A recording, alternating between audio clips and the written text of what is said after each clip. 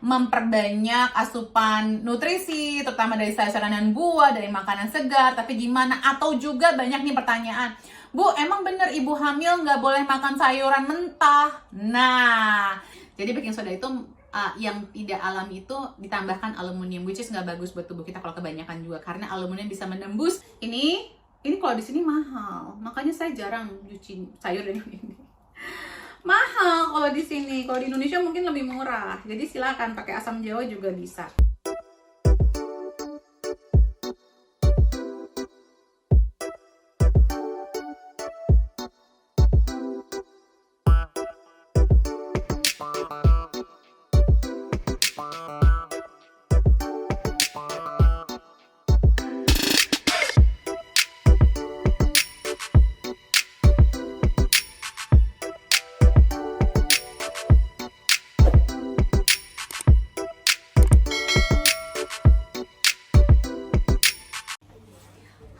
Kembali bersama saya, Debbie Jean-Marie, your favorite naturopathic practitioner. Saya akan memulai membuat beberapa video tips-tips khusus di YouTube channel ini agar teman-teman lebih bisa belajar lebih sehat secara ala naturopati. Kali ini saya akan mengajarkan bagaimana caranya sih untuk mencuci sayuran dan buah. Soalnya banyak banget yang bilang, Bu, kalau sayuran dan buahnya nggak bisa organik bagaimana?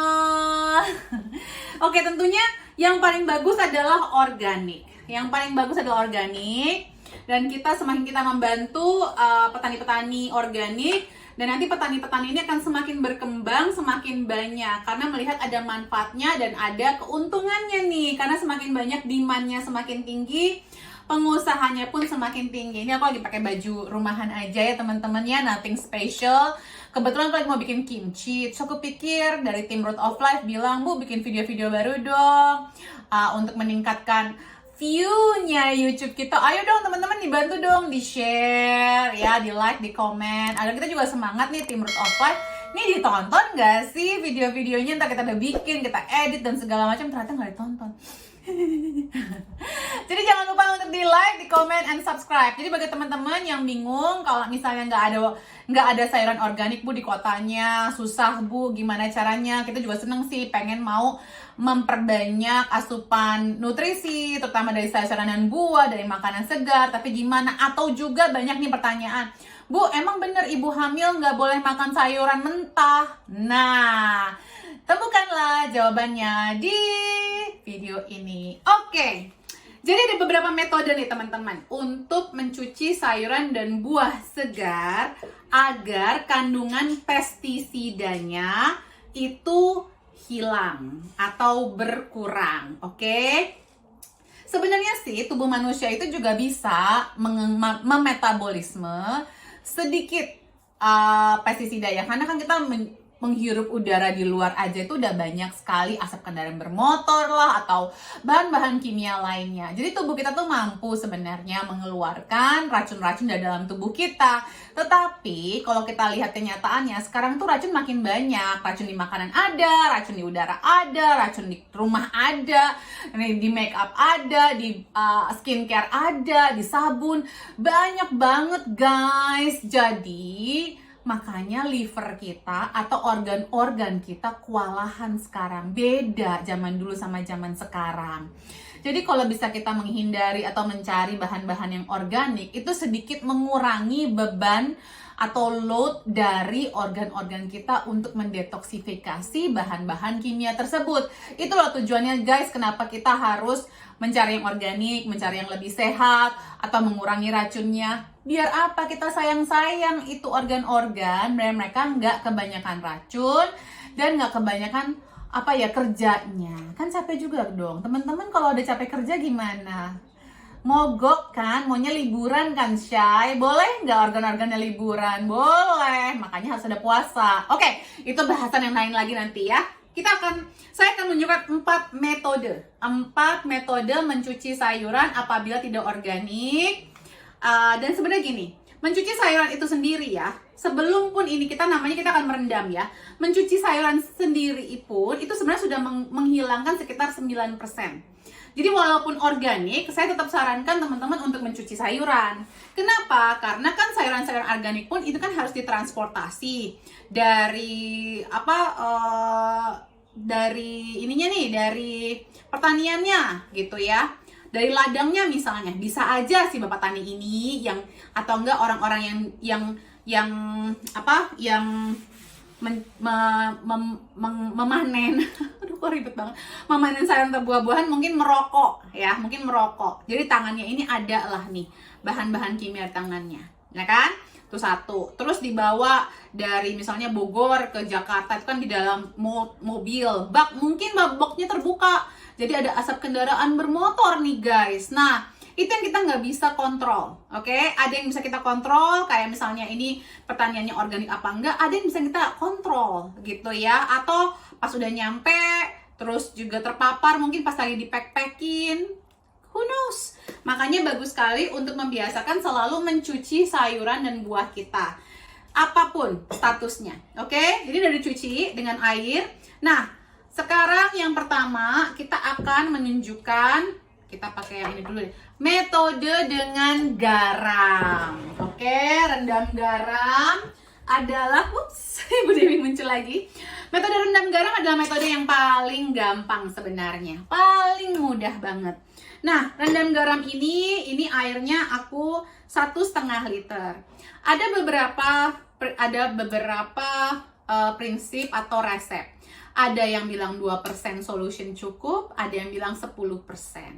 Jadi tergantung teman-teman mau hatinya yang mana. Bisa menggunakan garam laut, gunakanlah garam laut, garam asli, garam krosok juga boleh. Ya, garam krosok ya namanya tuh ya, garam asli. Yang bukan putih, bening, yang halus-halus gitu yang dalam. Jangan garam meja ya guys, pokoknya garam yang alami. Ini kebetulan di rumah saya yang garam putihnya tinggal dikit, nggak cocok untuk atau nggak cukup untuk menunjukkan 10% dari air ini. Jadi ya ini 10%, tapi sebenarnya ada banyak penelitian yang bilang 2% aja udah cukup. Mungkin semakin banyak, semakin kita bisa membunuh ulet juga, E. coli juga. Jadi sebenarnya gini loh, ini untuk menjawab pertanyaan ibu hamil. Ibu hamil boleh makan sayur mentah apa enggak? Sebenarnya boleh aja guys, asal dicucinya yang bener. Yes, teman sehat baby, dicucinya yang bener. Dan kalau usahakan kalau makan yang mentah, makan di rumah aja. Sayang loh, masa ibu hamil itu membutuhkan nutrisi yang tinggi. Makanya ibu hamil dikasih folic acid. Itu apa sih sebenarnya folic acid? Folate. Folate itu dari mana sih? Dari sayuran hijau, say. Jadi kalau sampai ibu hamil nggak boleh makan sayuran mentah, ya kasihan. Justru mereka yang butuh nutrisi sangat tinggi karena lagi 2 orang yang dikasih makan. Oke, baik, kita akan campurkan garam. Ini saya pakai 10%. Biar adil aja, tapi sebenarnya 2% juga udah cukup. Kita akan aduk-aduk. My happy ya? Happy. Aduk sampai rata. Ini saya pakai Himalayan salt.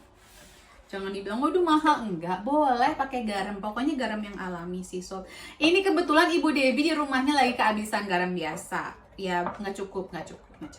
Dan anak saya very particular. Dia nggak suka yang ini, dia sukanya yang garam laut biasa. Udah teraduk begini, cemplungkanlah sayurannya. Kita akan rendam selama 20 menit. Ya guys, 20 menit. Idealnya sampai terendam ya guys, sampai terendam. Ini kan untuk menontonkan saja. Baik, ini yang pertama, kita akan majukan. Sekarang yang kedua, versi kedua adalah menggunakan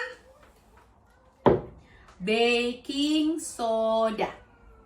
Baking soda bisa murah meriah teman-teman. Jadi kita bukan berarti bilang, wah hidup sehat, makan sehat tuh mahal, apa segala macam organik. Ini ada solusinya, oke? Pakai baking soda, cari baking soda yang alami. Baking soda alami sekarang banyak ada di klub-klub sehat store yang mana atau segala macam lah. Itu saya bukan tuh gimana. Pokoknya semua tempat yang jual makanan sehat itu pasti ada baking soda yang alami, ya, yang nggak pakai aluminium. Jadi baking soda itu yang tidak alami itu ditambahkan aluminium, which is nggak bagus buat tubuh kita kalau kebanyakan juga, karena aluminium bisa menembus blood-brain barrier dan mengganggu kesehatan kita. Nah, kalau ini 1% takarannya. 1% dikali 100. Nah, ini again, ini 1,5 liter.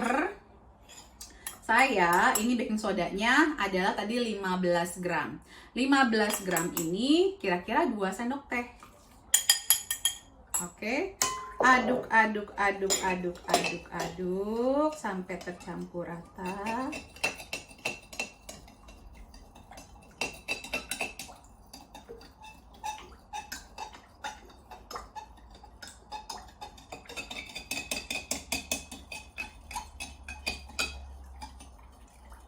Ya. Sudah tercampur belum? Baru kita masukkan sayuran yang sudah dicuci dengan air biasa. Dan usahakan terendam ya, guys. Nanti ini kan buat cantiknya aja, nanti bisa dibagi 2. Oke, itu yang kedua. Oke, versi ketiga. Sebentar, aku ngambil alat pengukur dulu. Karena biar nggak bingung, kalau saya kan pakai takarannya pakai takaran hati. Kalau ini kan teman-teman kadang-kadang kepengennya berapa bu takarannya bu, berapa takarannya. Oke, baiklah, saya akan bikin takarannya. Yang ketiga, kita menggunakan dengan metode cuka. Cuka saya pakai apple cider vinegar. Pastikan kalau apple cider vinegar itu yang ada mothernya, ada kayak apa ya? Kayak kotoran kelihatannya ya, tapi ini adalah si bakterinya. Nah, ini adalah kita akan menggunakan. Nah, ini ada beberapa, ada yang bilang 1:4, ada juga yang bilang 10% sudah cukup. Jadi teman-teman, ini adalah 2 liter ya, 2 liter bukan ya, 2 liter. Kita akan menggunakan 20. Saya pakai 10% aja ya. Kalau teman mau nambahkan silahkan.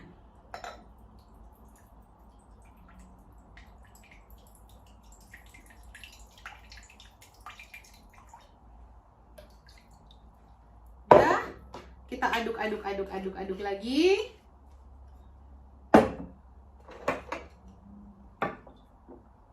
Ini dari yang apa ya, harganya mungkin. Jadi berapa pilihan? Ada yang tergantung budget masing-masing. Udah, taruh sayurannya. Nah,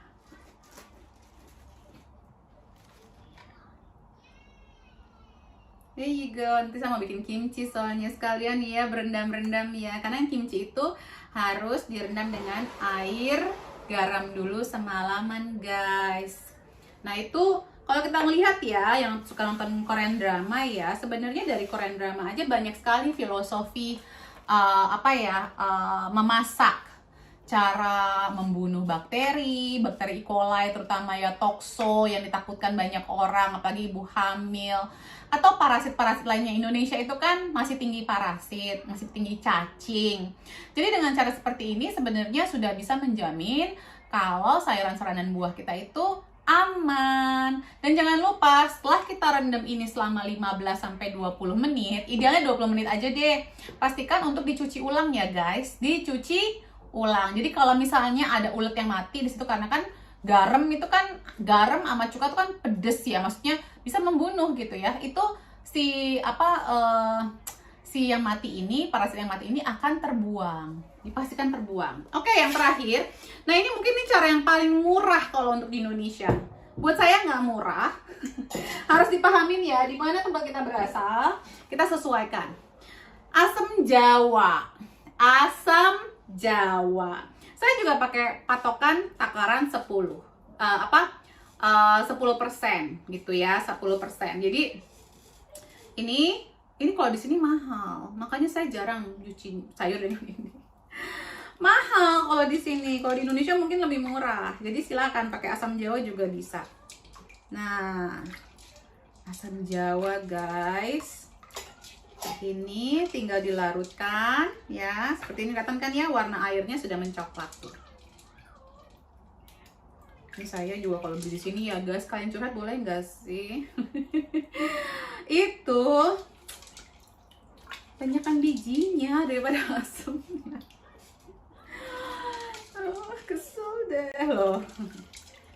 Maaf ya, sekalian ajang curcol. Nah, udah.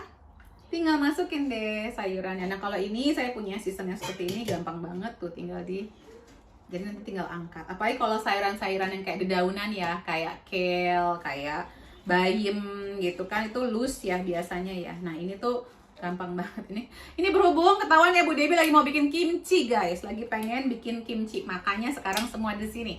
Oke, jadi teman-teman udah ya, pertanyaan-pertanyaan tentang mencuci-cuci sayuran kalau non organik udah terjawab ya guys. Jadi ada yang versi pakai cuka, saya pakai apple cider vinegar. Ada yang versi pakai asam jawa, ada yang versi pakai baking soda, ada yang pakai garam. Nah, terkadang saya itu campuran antara baking soda sama cuka.